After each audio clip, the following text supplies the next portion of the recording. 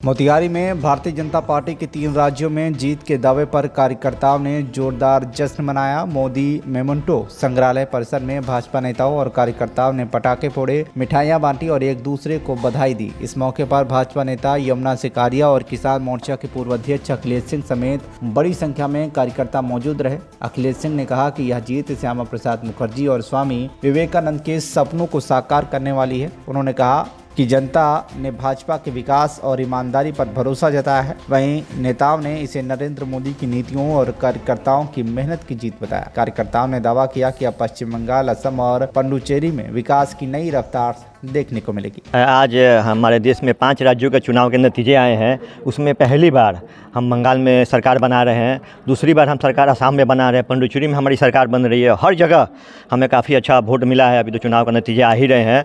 आज इसी खुशी में मेरे मोदी मेमोंटो संग्रहालय में मिठाइयाँ बांटी गई, पटाखे फोड़े गए हैं। मैं इसके लिए पूरे बंगाल वासियों को धन्यवाद देता हूँ। उन्होंने एक अच्छी सरकार चुनी है और सभी जहाँ जहाँ चुना है वहाँ के लोगों को धन्यवाद देता हूँ। सभी भाजपा कार्यकर्ताओं को मैं धन्यवाद देता हूँ। नरेंद्र मोदी जी को धन्यवाद देता हूँ, अमित शाह जी को देता हूँ। हमारे बिहार से एक टीम गई थी मंगल पांडे जी के नेतृत्व में, उन्हें धन्यवाद देता हूँ। उसमें हमारे चंपारण के अखिलेश सिंह जी भी गए थे, इन्हें भी विशेष धन्यवाद देता हूँ कि हमारे बीच में है। जो चुनाव के समय वहाँ काफ़ी महीनों से लगे हुए थे। और मैं भाजपा बंगाल वासियों को मैं आश्वस्त करता हूँ, देखिए भारतीय जनता पार्टी की जहाँ सरकार बनती है वहाँ विकास होता है। सबका साथ सबका विकास, यही हमारी पार्टी का एजेंडा शुरू से रहा है।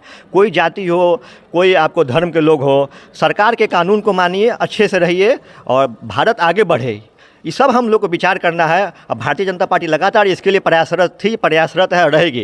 और हमारी सभी योजनाओं का लाभ हर बंगाल वासियों को लगातार अब मिलना शुरू होगा। जो पिछले 12-11 वर्षों से ममता दीदी का रुका हुआ था, अब लगातार मिलेगा। धन्यवाद। बंगाल में जो भारतीय जनता पार्टी की जीत हुई है, निश्चित रूप से भारतीय जनता पार्टी का यह सपना था कि गंगोत्री से लेकर गंगा सागर तक भारतीय जनता पार्टी की सरकार हो। गंगोत्री से लेकर गंगा सागर तक भगवा लहराए।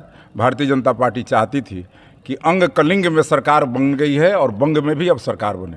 भारतीय जनता पार्टी के संस्थापक, जो कभी जनसंघ थी, उसके संस्थापक डॉक्टर श्यामा प्रसाद मुखर्जी का वो राज्य है।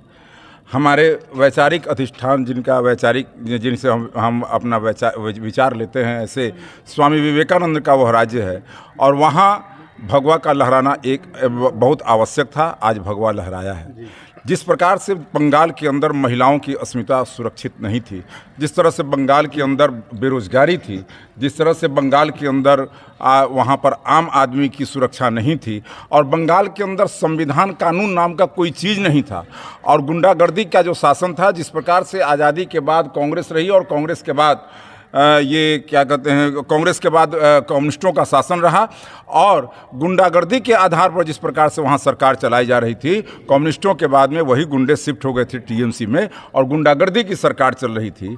आज गुंडा राज से मुक्ति मिली है बंगाल को और बंगाल के अंदर अब कानून का शासन होगा। बंगाल के अंदर अब संविधान का शासन होगा। बंगाल के अंदर अब वहाँ पर एक लोकतंत्र स्थापित होगा, क्योंकि वहाँ न लोकतंत्र था न कुछ था, इसलिए बड़ी विषमता थी। चुनाव प्रचार में काफी समय दिए थे, क्या लगता है पहला 2-3 काम क्या होगा भाजपा का वहाँ? देखिए, चुनाव प्रचार में मैं गया था। आम आदमी की बड़ी अपेक्षा है भारतीय जनता पार्टी से, इसलिए पहला 1-2 काम मैं आपको बता देता हूँ। सबसे पहले कर्मचारियों के लिए 7th पे कमीशन जो नहीं लागू हुआ था वो लागू होगा। जितनी रिक्तियां थी, बड़ी संख्या में रिक्तियों को भरा जाएगा और रोजगार दिया जाएगा। और दूसरी बात, लॉ एंड ऑर्डर बिल्कुल चुस्त दुरुस्त वहाँ किया जाएगा। महिलाओं को उसके सुरक्षा की गारंटी दी जाएगी और महिलाओं को जो ये आश्वासन दिया गया है कि उनके रोजगार के अवसर दिए जाएंगे, साथ ही साथ उनको जो सहयोग राशि देने की बात है वो भी दी जाएगी और इसके साथ ही साथ वहाँ आम आदमी का जीवन सुलभ किया जाएगा और ये हमारी प्राथमिकता में वहाँ रहेगी। सीमा को भी सुरक्षित किया जाएगा। सीमा सुरक्षित, मैं एक बात आपको बता देना चाहता हूँ। पिछले कुछ दिनों में केंद्र सरकार के प्रयासों से मैंने एक फ़ोटो भी वहाँ से शेयर किया था कि वहाँ कांग्रेस का जो उनके समय का जो ये स्मारक उसको कह सकते हैं कि 2 फुट ऊंचा एक घेरा था और वहाँ पर फेंसिंग का काम करीब करीब पूरा हो गया है। कुछ जगहों पर ममता बनर्जी रोड़ा अटका करके ज़बरदस्ती फेंसिंग का काम नहीं होने दे रही हैं। पूरा का पूरा पूरे बंगाल में फेंसिंग का काम होगा। अब कोई घुसपैठिया वहाँ से नहीं आएगा। और देखिए, सरकार बनने की हनक है कि बांग्लादेश के संसद में ये कहा गया कि सरकार बनेगी तो वहाँ बड़ी संख्या में वहाँ जो बांग्लादेशी हैं यहाँ से निकल करके वहाँ जाएंगे। एक बात तो समझ लीजिए, सरकार बनने के साथ साथ बड़ी संख्या में बांग्लादेशियों का पलायन यहाँ से होगा और वो बांग्लादेश वापसी करेंगे। लेकिन जो फिर भी ज़रूरत करेंगे यहाँ रहने का और वो नहीं जाएंगे, उन सब लोगों को यहाँ से भेजा जाएगा। नहीं तो डिटेंशन हॉल में बड़े बुरी स्थिति में उनको रहना पड़ेगा और उनको यहाँ से जाना पड़ेगा। घुसपैठियों पर भी कार्रवाई होगी। और एक बात समझ लीजिए, लाठी के जोर पर जिस प्रकार से सनातन धर्म के लोगों के साथ जो अत्याचार होता था वो अत्याचार बंद होगा। और आज का दिन सनातनियों के लिए निश्चित रूप से एक उत्सव का दिन होना चाहिए कि सनातन को डेंगू मलेरिया कहने वाला भी व्यक्ति आज कहाँ किस राजनीतिक हाशिए पर है, तमिलनाडु के अंदर आप देख सकते हैं। तमिलनाडु के अंदर भी ये हम मान के चलिए कि एक ऐसी सरकार बनेगी जिसमें हमारी विचारधारा वहाँ पर स्थापित होगी।